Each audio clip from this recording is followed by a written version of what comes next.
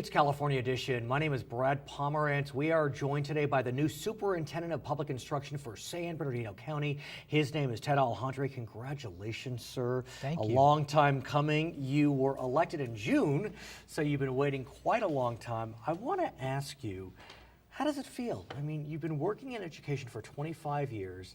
Did you ever think that good old Ted Alejandre would wind up being the superintendent of public instruction for your county? Never thought that would happen, but it's been a great ride, and I'm really looking forward to serving as superintendent for San Bernardino County. We've had tremendous support, and we have a great agenda moving forward. We're going to accomplish some great things for our students in our county. Are your parents still with us?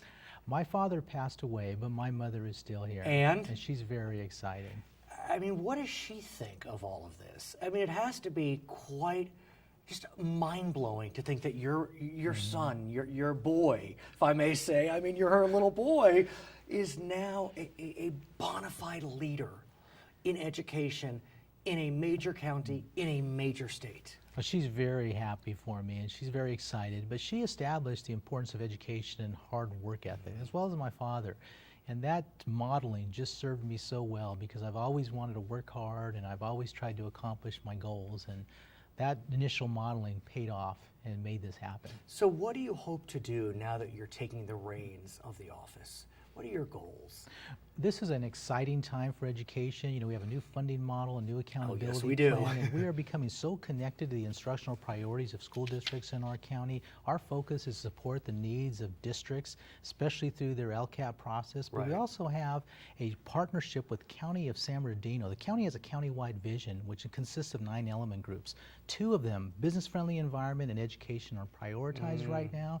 And the education element, we've established a cradle-to-career roadmap that focuses on supporting students from cradle through career, not just from an academic standpoint, but from a social and emotional needs standpoint. And that's exciting work for us to do. And let's talk about the career side, because we know that San Bernardino attracts a lot of folks who are coming home from the military. They may have been here and then went to the military, or they've come to this beautiful community. Some of them are looking to get their actual diplomas. I understand you can join the military with a GED.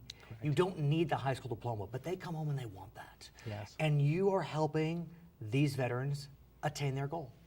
Yes, we have a program, the Veterans Diploma Project, and this is for older veterans who've served in either World War II, the Korean War, or Vietnam. Oh, so this is even, right. This is back, and because of their service, what these individuals have done was serve their country. They left school, served their country, and the Ed Code allows a county superintendent to bestow a diploma, high school diploma, on these individuals, and it's just an incredible event for us. How did you decide to make this a priority? I had thought it was more for folks coming back more recently, but this is a different beast. This is really about kind of honoring our fathers and grandfathers, and grandmothers and mothers. This is, and we started it several years ago when there was an interest from a group of veterans that wanted to have this project in place, and through our coordination with the Department of Veterans Affairs, we were able to get information out to veterans, and we've had over 150, I believe, over the time we started, participate in the program. But we've had individuals that have served in all 3 wars, and they come dressed in their uniforms in many cases. They have all of their family there. And we've asked these individuals, and the last one we had, it was televised by 3 different television stations. And 2 brothers were in uniform, and they asked, is this you? You've been in battle, you've served your country, you've had all this military recognition, and all of them said this is more important, to have the education diploma for themselves and for them to pass on to their family. I love that. I used to be a lawyer, as you know. I guess I'm always a lawyer. Once a lawyer, always a lawyer. And when I was in law school, I was involved in what was called moot court. It's kind of a mock appellate litigation. And I'm glad to see that in San Bernardino there's mock trials. Yes, there is. And so tell us about your mock trial program. Well, we have our student event season is starting, and it starts with mock trial, where we have students from our high schools throughout our county that participate in this. So they go through the legal proceedings and try to prove their case in front of a court. but the support we get from the district attorney's office and from attorneys in our county and from our schools is just tremendous. During this competition, there's a lot of excitement. We have our finals in December, and then we have our awards in January, and everybody is just great working with this program. Why do you think this program is beneficial for the students? It gives them real life application for them to really assess a situation, analyze a situation, and look at evidence to support their case. So all the skills come out in the students: communication, analysis, critical thinking, problem solving. These are huge opportunities for students to really engage in what they've learned in school to apply to a real life scenario. So I had asked you about the role of the county superintendent. Of course, we have local districts, and local districts will elect school board members. Yes. But in many California counties, not all, the superintendent is also elected. Yes. And so San Bernardino is one of them. And you had explained to me one of the jobs, the mandatory responsibility of the superintendent, is to look at certain schools that may be underperforming. Yes. Talk to us about the process, which is ongoing. It's known as satisfying Williams requirements. Yes, so Williams, there was a lawsuit several years ago which the Williams program came about. And basically the particulars of that lawsuit was that the County Office of Education has to conduct a visit to all of the schools that are labeled as Williams School. And to be labeled as a Williams School, you have to be in one of the 3 lowest deciles based upon your testing. So that'd be bottom 30%? Yes. And so we have about 150 schools that are in the bottom 3 deciles in our county. Out of about?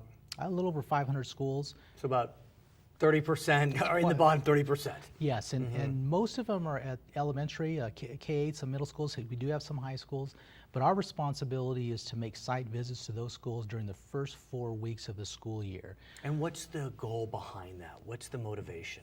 We really have 3 criteria and 3 areas that we have to look at. The first one is to ensure that all the teachers have the appropriate credentials to teach that class.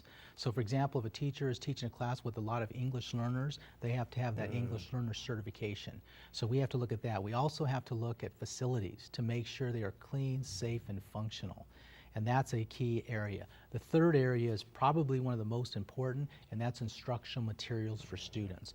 So we have to make sure that whatever the board adopted for the district in terms of instructional materials across the content areas, every single child has to have every single one of those books. So as you know, California is going through a shift in how it engages in standardized testing. Yes. And this past year, there was no standardized testing, Right. at least reportable standardized testing. Right. We're now moving into a new phase. And so how are Williams requirements going to be met, both as a result of the failure to report this year, which was mandated, and a new testing regime? Right. So when we look at the schools that are identified, it's usually along the lines of a cohort. So the cohort that will be established under Smarter Balance Assessment will be based upon the decile rankings being the same, but those decile rankings will be based upon whatever the state comes up with in terms of how those deciles are ranked. Under the old system, we had the API that had the STAR testing. Now with the new testing, that still has to be determined, and they'll be giving us that guidance as we move forward. But I wonder, we don't know what the results were of the field tests, and I have to think they were probably all over the map. Right. Because the way that the state was testing these children, much different. Right. I believe that they were adaptive. And so if a student got a question right, they would go to a harder level. If it got it wrong, to a less severe level. And so, almost aside from Williams, but where do we go with that, this new form of standardized testing? Right. Well, we won't, since we didn't get the scores this year, Right. we'll continue with the current cohort Sure. that we have under the old system, and then as we get the scores for the new system, then we'll determine how they're going to have those rankings take place. But even aside from the Williams side, I mean, what do you make of this? It's exciting, but is. it really could throw, it's a whole new ballgame. It is, and what we've already heard across the country where they have seen scores is that students tend to do less and they score less because it's a newer test, newer format, they're getting used to it. Just like what happened to us with STAR. When we first came out with the API, we had many schools that were at the lower levels. Many scored 500 below. Now there's many schools that are performing 800 and above because they've gotten used to this model. His name is Ted Alejandre. He is the superintendent for San Bernardino County. My name is Brad Pomerance. Thank you so much for watching California Edition.